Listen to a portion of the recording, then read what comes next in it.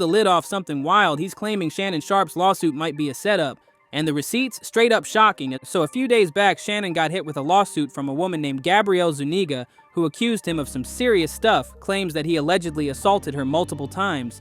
But Dave's not buying it. He says she's being backed by some heavy hitters behind the scenes, powerful folks who allegedly want to shut down Club Shay Shay for good. It's no secret Shannon's been putting celebs on blast on his podcast, and now it looks like someone's had enough. But here's where things get even messier. Word on the street is Shannon might have been dabbling in some dirty business too. Allegedly, he's been collecting dirt on celebs who come on his show, then using that info to keep them in check. Blackmail talk is flying around, and people are whispering that Shannon's time might be up. And with Dave Chappelle stepping in to spill the tea, you already know it's about to get crazy. Now the big question, who's the celeb Shannon Sharpe's allegedly blackmailing? We're talking A-listers, the kind who do not like their skeletons dragged out in public. And Dave? He might joke around, but he doesn't play when it comes to telling the truth. I also take full responsibility for any and everything that I've done in business, good or bad. My frustration with Katt Williams comes from, you keep pointing at Hollywood. Hollywood this, the white man, this and this. When do you take responsibility for your actions? You had the shot. Katt was in that position. You were the guy. You were set up to be the star. You didn't show up to work. You off promo shoots. You off your promo trips that they had set up for you. You became a risk to the studios, which is why the studio stopped with you. Why was he a risk? He chose you. Take responsibility for what you chose and say, you know what, I gotta fix me. And I'm gonna come back and I'm gonna stand up for comedy. So when you... Let's rewind a bit. When Club Shay Shay started buzzing, Dave was one of the first to warn Shannon, be careful messing with the big dogs. Interviewing folks is one thing, but digging too deep into celebs' lives, that's when trouble starts knocking. And when Katt Williams dropped his bombshells on the show last year, things hit a whole new level. Dave even said it plain, part of the game is this, he eat the ninjas. He didn't say anything about these white boys. None of these white boys function like that. Katt, he's one of the best painters in the game. Why you out here drawing ugly pictures of us? That's what Katt Williams had to say, loud and clear. Hurt people, but I'm a hurt person that never hurt people, he claimed, throwing serious shade. And according to him, Shannon does it all the time. Katt didn't hold back. He even accused Shannon of trying to tear down other black comedians' careers. If I told my story, it would break your heart, he said. I lost everything and never told beyond anybody. And now Shannon's out here acting like some kind of truth preacher. Katt was fed up. Katt, listen, my effort Katt hard, but Dre, tell me what part of the game F's up another ninja's paper. What part of the game is it about telling on another ninja? The vibe? Tense. Real tense. And to be fair, you could see why celebs started getting heated with Shannon. It's one thing when fans run their mouths or toss out wild conspiracy theories. But when a celebrity goes on another celebrity's podcast and starts throwing names around, that's a whole different kind of betrayal. Where's the loyalty? That's what people started asking. And let's not forget that Club Shay Shay episode, the Katt Williams interview that shook the internet and flipped the table for 20 million views, making it the biggest podcast moment on the platform. But it also sparked a storm of exposies and got some powerful names real mad. Katt didn't just talk, he called people out. Some thought he was just bitter because his own career had been bumpy the past few years. Folks said he was giving off hater energy, like maybe the shots he was firing came from a place of jealousy. Whether that's true or not, one of his first big targets was none other than Cedric the Entertainer. Katt went in hard, accused Cedric of stealing jokes and passing them off like they were his own. Then he doubled down, calling Cedric a fraud for not writing his own material, claiming he depended on ghostwriters or just snatched jokes from other comics. So it's no surprise Cedric the Entertainer wasn't feeling Katt Williams dragging his name through the dirt like that. He clapped back fast on Instagram, saying it was straight up revisionist history. Cedric wasn't here for the drama and made it clear, regardless of whatever Katt's opinion is, my career can't be reduced to one joke Katt Williams claims as his. And he didn't stop there. Cedric flexed a little, reminding everyone he starred in over 40 movies and that his comedy specials and brand speak loud for who he really is. He even pointed out that he helped Katt early on, saying, I put people on, including Katt in the hat at the Gibson Amphitheater. Then he finished with some real grown man energy. All that tough talk is corny. I'm a grown man and none of this stuff gonna go like you think. You do you. I got this over here. But it wasn't just Cedric taking aim. Kevin Hart also stepped in and didn't hold back. He jumped on social media and lit Katt up, calling him a clown who belongs in the circus.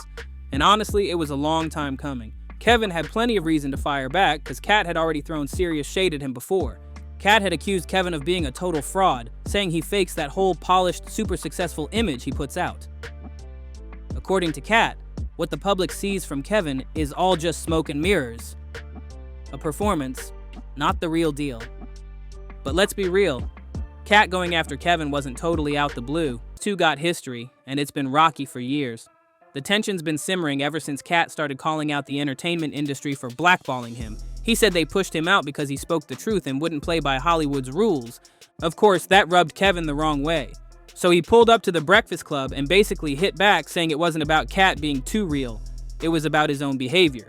Kevin claimed Katt got iced out because he was hard to work with and constantly causing issues. So yeah, those shots definitely not out of nowhere. So when Katt went off on Kevin Hart during that Club Shay Shay interview, people thought it was straight up payback for the shots Kevin had already fired.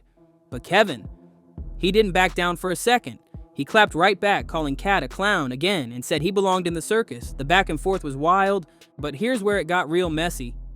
Shannon and Katt caught serious heat after that episode dropped. Folks weren't just dragging Katt, they came hard for Shannon too. Rapper Mahe even accused Shannon of being anti-black, pointing out something that had a lot of people nodding, how Shannon gets super loud when it's about black folks, but real quiet when a white person's involved. Katt's interview already had people giving the side-eye to Shannon's whole show, but then, boom, Monique popped up. That's when things really hit the fan. Shannon was already on thin ice, and when Monique started name-dropping Oprah and Tyler Perry like it was nothing, people started thinking, yo, is this dude on a mission to take out big-name black celebs? And Monique? She did not come to play. Just like Katt, she called folks out left and right. Oprah, Tyler Perry, Kevin Hart, nobody was safe, and Monique's been holding onto this smoke for a minute. She said she got blackballed by Oprah and Tyler after she refused to do unpaid promo for Precious. According to her, she already did what was in her contract, but the moment she said no to working for free, things allegedly went south, fast. And let's not sugarcoat it. When Hollywood blackballs you, it ain't just a small L, it's a chain reaction. You lose deals, calls stop coming in, and your whole career can start to unravel overnight. Monique's story wasn't just tea, it was a whole warning siren. Once major powerhouses like Oprah and Tyler Perry turn their backs on you, it's game over in Hollywood. And that's exactly what happened to Monique. After those two cut her off, the rest of the industry followed suit like dominoes. Well, Club Shay Shay is getting messier and messier. It's almost like Wendy Williams didn't go anywhere. She just got a weight set. So Monique was on. Every time I see Monique these days, she's on doing some greasy-ass video with her and her daddy complaining about something. Or working out. I don't know nobody that work out that much and gain weight unless every crunch you do has got Captain in front of it.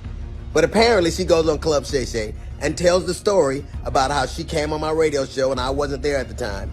And my co-host Jasmine Sanders played a game that we played all the time with everybody called Would You Rather. She apparently was so offended by that. Nobody wanted to risk getting caught in the crossfire. Folks were too scared to even stand next to her, let alone work with her. But according to Monique, there was one person who acted like they were down for her during all that chaos. Kevin Hart. She said Kevin really stepped up at first, told her he had her back, called himself her ride or die. Even though she was already blackballed and being treated like an outsider, he made her feel like she still had someone in her corner. She believed him too. He came across like he truly cared, like he was one of the few who wasn't scared to stand beside her. But then, boom, Kevin switched up real quick. After all those big words and promises, he ghosted her completely like she didn't even exist anymore. And what made it worse? Monique said he didn't even have the guts to cut ties himself. He sent other people to do it for him. Cold move.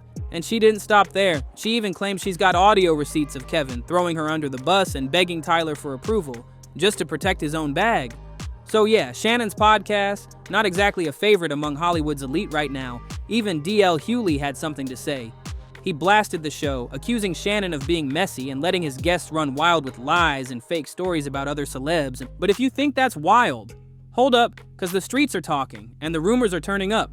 Word is, Shannon's been allegedly using his podcast interviews to blackmail celebs. Sources claim he edits out the spiciest parts, keeps that unreleased tea in the vault, and then uses it to gain leverage behind the scenes. Now look, it's hard to say what's really true here, but if the rumors are legit, then it definitely explains why some folks are allegedly going so hard to take Shannon Sharpe down, and the timing of this lawsuit way too perfect to ignore. Hey, Kev, you didn't say nothing to Katt Williams when he did a 3-hour interview talking slow yesterday. You didn't put a shot clock on him. Well, do you entertain the circus or do you watch it, Perk? Which one do you do?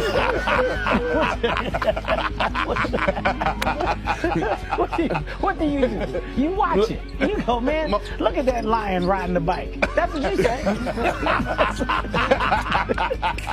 And thirdly, you call yourself coming at me, right? You want to be aggressive with me, right? Listen, you showed poise, respect, wherewithal, resolve, compassion, reverence for Skip Bayless. Why are you so aggressive anytime somebody black say something? The man said, put your glasses on, and you put your glasses back on. Don't play with me. Put your glasses back on, Shannon. It dropped literally one day before news broke that Shannon was about to act with Colin Cowherd's The Volume Network wrapped up. So yeah, if someone wanted to shut the podcast down permanently, that would have been the prime moment to strike. Even Shannon's lawyer wasn't buying the timing. In his official statement, he said, "She knew Mr. Sharpe was about to receive a lucrative contract, and she took advantage of that. In my opinion, this is a textbook example of blackmail." He made it clear. That lawsuit, in his view, was all about pressure and leverage. Now let's get into the serious claims. The woman, going by Jane Doe, accused Shannon of some disturbing behavior. She said he manipulated and controlled her and alleges that things got physical between October 2024 and January 2025, claiming he ignored her when she told him to stop. According to the lawsuit, she says she was crying and begging him, but that he didn't listen. She also claims she was just 19 when they first got involved, and Shannon was 54. That age gap raised a lot of eyebrows. She said he brushed it off like it was nothing, treating it like just a number, and it didn't end there. Jane Doe also accused Shannon of secretly recording their private moments, allegedly without her consent, and said he told her it was for personal use. But according to her, he didn't keep those recordings private. She claims he shared those videos with his friends multiple times without her permission. If any of this turns out to be true, it's serious. But the timing and the money on the line, it's no wonder folks are calling this whole situation suspicious. With a $100 million bag dangling in front of him and this kind of lawsuit popping up right before the ink could dry, the whole thing's got scandal written all over it. But just when you thought it couldn't get messier, boom!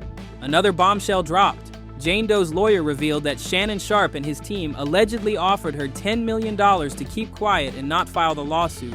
And guess what? Shannon's own lawyer confirmed that the offer was real. So now the big question is, was this hush money or just a desperate move to protect his image? Because let's be real, either Shannon knew things were about to get ugly, or there's something behind the scenes that he didn't want the world to find out. Now here's where it gets even more twisted. Jane Doe, aka Gabrielle Zuniga, is being repped by Tony Busby. Yeah, that Tony Busby. Back in early February, he said their office reached out to Shannon to arrange a meeting. According to him, there were several conversations and eventually a full-blown mediation process. It went on for over 6 weeks. And during all that back and forth, Shannon supposedly put a major offer on the table, $10 million to settle.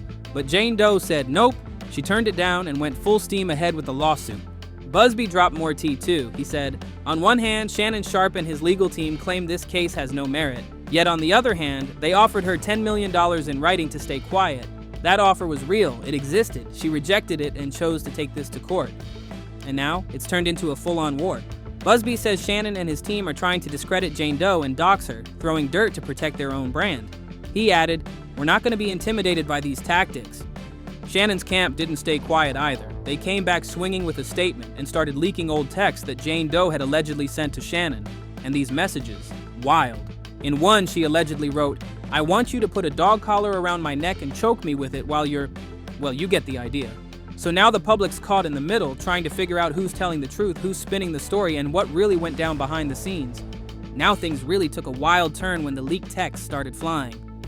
In one message, Jane Doe allegedly wrote stuff that had jaws on the floor, talking about cash offers for wild fantasies, asking for a baby, making over-the-top comments that people couldn't believe were real. Stuff like $20,000 for each cheek, only if you put that baby gravy in me, and that's my daddy, I want you to put a big baby in me. It went way over the top. So much that even folks who were watching this unfold like a reality show said, "Okay, girl, that's enough." Right after those messages leaked, Shannon's legal team came out swinging with a public statement. They claimed the lawsuit filed by Gabrielle Zuniga through her lawyer Tony Busby was nothing more than a greedy attempt to shake Shannon down for millions.